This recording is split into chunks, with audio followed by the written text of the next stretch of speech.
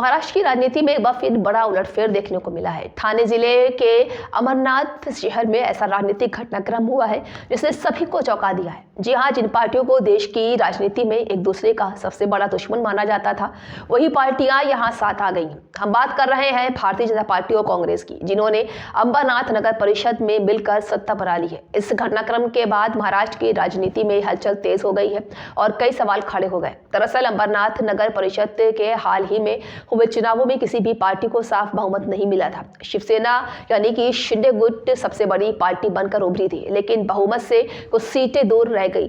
भाजपा और कांग्रेस अलग अलग चुनाव लड़ रही थी और दोनों के बीच कोई चुनावी समझौता नहीं था, लेकिन चुनाव नतीजों के बाद अचानक तस्वीर ही बदल गई। चुनाव के बाद भाजपा कांग्रेस, अजित पवार गुट की एनसीपी और एक निर्दलीय पार्षद ने मिलकर एक नया गठबंधन बनाया, जिसे अंबरनाथ विकास अखाड़ी नाम दिया गया। इस गठबंधन ने मिलकर बहुमत जुटा लिया और शिवसेना को सत्ता के बाहर कर दिया।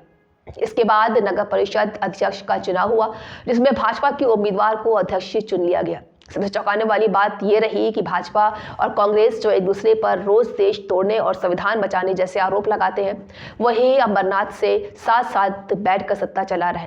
यही वजह है कि इस गठबंधन को लेकर लोगों में हैरानी भी है और नाराजगी भी। इस गठबंधन के सामने आते ही दोनों पार्टियों के शीर्ष नेतृत्व हरकत में आ गए हैं। कांग्रेस ने तुरंत कार्रवाई करते हुए अपने स्थानीय पार्षदों को निलंबित भी कर दिया, जहां कांग्रेस का कहना है कि भाजपा के साथ कोई भी गठबंधन पार्टी की विचारधारा के खिलाफ है और बिना अनुमति ऐसे कदम उठाना अनुशासनहीन है।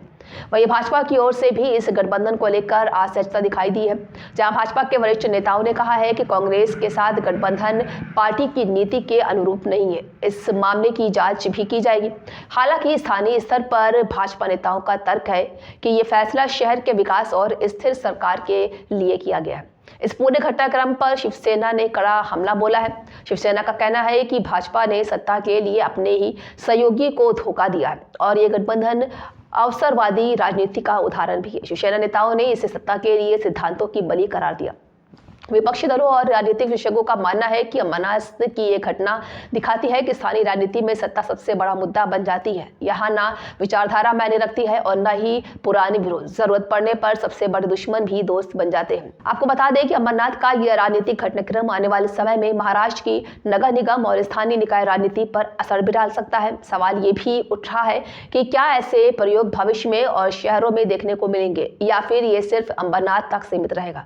फिलहाल अंबरनाथ में नई सत्ता बन चुकी है, लेकिन राजनीतिक घमासान अभी खत्म नहीं हुआ है। पार्टी अंदरूनी कार्रवाई, बयानबाजी और आरोप प्रत्यारोप का दौर जारी है।